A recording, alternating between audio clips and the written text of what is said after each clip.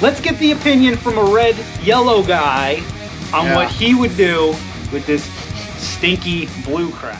What's up, Buck? I'm Doug. I'm Eric. We are D&E in the garage, and today we're here to answer a question. Is Kobalt going out of business? Well, I hope not. All right, Doug, what do you got here? How much you paid for it? Why do you think the Kobalt's going out of business? All right, what we have here is a little Kobalt 24 VMAX brushless. As y'all know, I'm on the battery platform. This is the 3/8 inch drive impact. I picked this guy up right before Christmas, and it wasn't a holiday deal or nothing. It was on clearance for $39. And it's not the first Kobalt tool I've gotten on clearance for $39. Case in point is this 24 volt die grinder. I never would have bought this. Never would have had a single use in the world for it, except it was on clearance for $39. I bought it, and now I use it all the darn time. Point is, this is a bread and butter machine here. This isn't some die grinder that wasn't selling, so they had to clearance the unit. This is why you get on a battery platform, for an impact gun. Why are they selling it for $39? All right, now my concern here is probably a concern a lot of y'all might have. Hey, bud, I spent all my my dollary dues on these blue tools. I got all these batteries around. Are they gonna still be around? And that's a question that I honestly have. Now, I looked in the news. I haven't found any reason to suggest that Lowe's is getting away from their in-house brand, but they did buy, how long ago did they buy Craftsman, bud? 2 years now? More than that, for COVID. 5 years? Yeah, that's fair. So they've had five years with the Craftsman brand, and I know every time I walk into Lowe's, I'm seeing a little more red than I am blue. I'm worried they may be going away from their Kobalt Cordless and into the Craftsman tools. Nobody can confirm that for me yet. If you got any news on that, by all means, leave us a comment down in the squawk boxes. But today, what Eric and I want to do, we're going to crack this box open. We're going to compare it against some of the other impacts that we got in the stable. We got fresh batteries on the D-wall. Right here, this is a 1/2 inch, basically the same as this, but the 1/2 inch anvil there.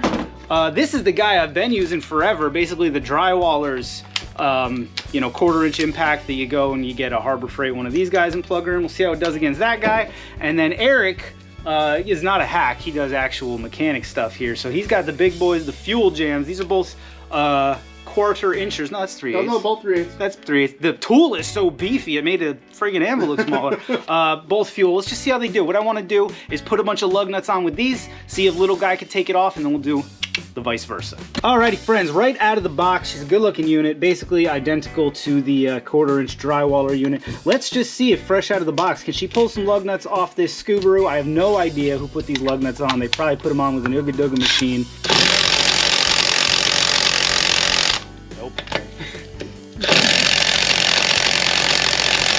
Not having it. Okay. Out of curiosity, will the, all these are on fresh batteries, by the way.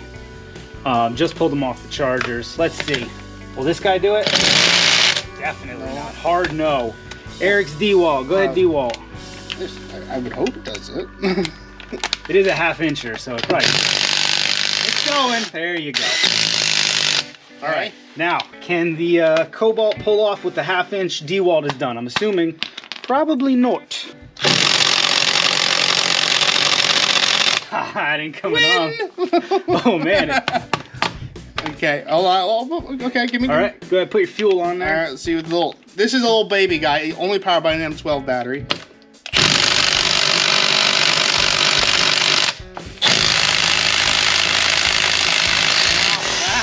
Oh, it.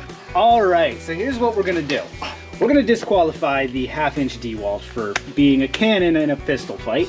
And what we're gonna do is see how does the D-wall do against these two Milwaukees, and then we'll see how it does. Stacks up against its younger brother, the Drywaller's 1/4 incher here.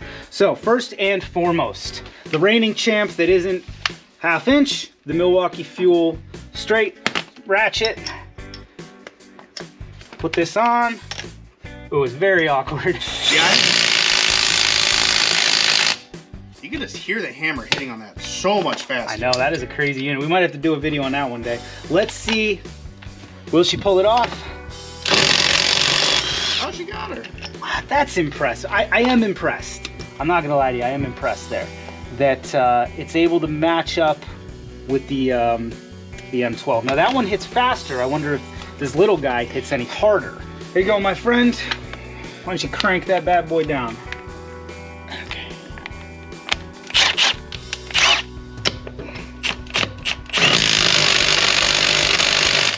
She's on. Give me the circuit. Circuit.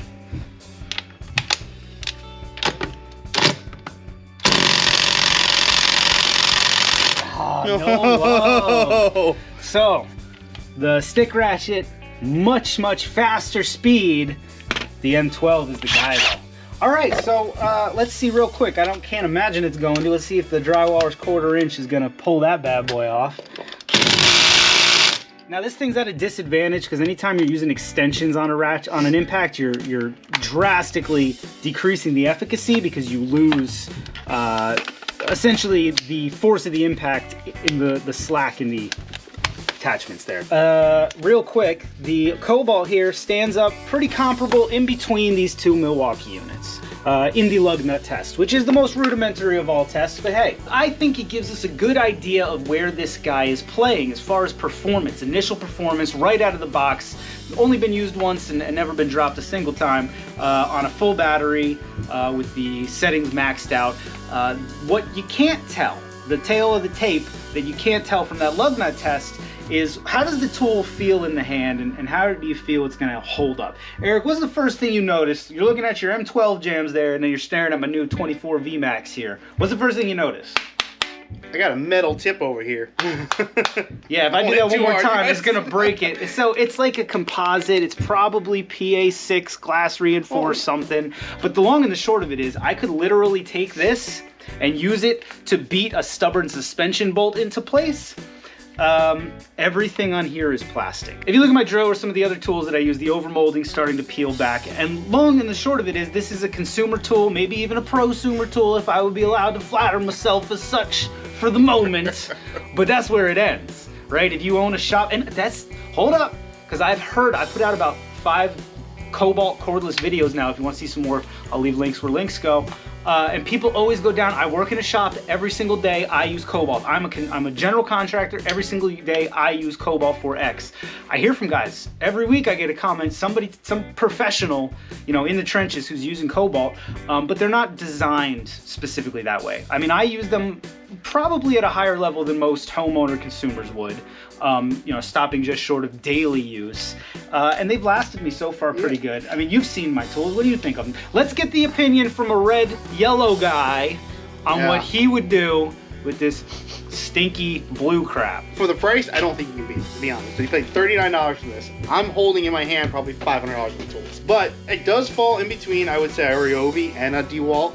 I would say it's a good mid-grade for anyone wanting something that's still robust enough to do what you need to do, but not as good as getting, you know, Ooga lug nuts off who's been put on with a snap-on gun. From a red-yellow guy, his opinion on the blue tools, I mean, shoot, they're the ones I dragged to the yard, so you've been using them for 2 years now. Yeah, no, they hold up. We could drop them, we could break them up, but they still cut. But you're not gonna, I mean, you could commit manslaughter with the tip of this guy, you know? But ergonomics, here, look, what's more comfortable to hold? This guy or this ratchet that's like got a 10 pounds on the tip of it? I will tell you, right? And this is just the straight ratchet. I mean, the difference in weight is crazy. And you know, there's substance there behind that weight difference. There's a reason this is heavier and you're getting what you pay for, but it is something to consider if you're gonna be standing on a ladder or doing, I don't know, whatever you stand on a ladder with an impact into might be something you think of. Lag bolts. There you go. Lag bolts. Into what? We don't know. Just lag bolts, just lagging bolts, firing lag bolts into the side of the house. Anyway, long and short of it is I wanted to bring you guys this guy. I wanted to open the conversation. Do you guys see what I'm seeing? Every time I go in Lowe's, I'll look in the cordless tools and there'll be a couple yellow tags. And those yellow tags are the clearance, final fire sale. $39 seems to be the number where they'll sell a bare tool for. $39.99 for most bare tools, I'll take that, man. I'll take that any day. Considering I already have the battery platform, rock and roll. So let me know down in the squawk boxes, are you seeing them yellow tags and are you picking up those yellow tags? Do you use Kobalt every day, every week, every month, once a year? And what has your opinion been of that stuff? Is Craftsman taking over for Kobalt and Lowe's? I'm literally wearing a sweatshirt by chance that says Craftsman, so I'm curious. I really think they are, to be honest with you. Well, and it makes sense. I don't think these sold really well because what is Kobalt? Why do you spell it with a K? You know what I mean? Like, what is this crap? You know? The only reason I went with the Kobalt platform was the price. I have a YouTube platform and I kind of figured I could make content out of buying the weird tool and wanted to see what they were like. And did I mention the price? Lowe's is everywhere around the corner. Lowe's, I have 2 Lowe's 10 minutes from my house. Right. It made sense for me, but I don't know if it made sense for a lot of people. Whereas Craftsman, every single person. When did Craftsman come out? 1927. Right there. Oh my God, man. 3 years till the 100 year? Yeah. They better do some crazy stuff. And they had struggled with Sears going out of business, so I'm really True. curious where they're going to be taking this platform too, because this is now gone into Lowe's, and the only place I can find it. Yeah. Well, literally, yeah, Lowe's bottom, right? So, Yeah. And certainly the power tool. I think the hand tools they can still sell elsewhere somewhere. Acme Okay. and Ace Hardware. Yeah, cool. So add that to the pile, man. What do y'all think of Kobalt? What do y'all think of Craftsman? Where do you see the two brands going? As always, thanks for watching. We'll see you next time. 2 in a row with Eric. Look at me. I'm back. 2 in a row. Hi. Imagine that. Hey, look at us. I know. Look at us. Yeah, I know. See you next time. Bye.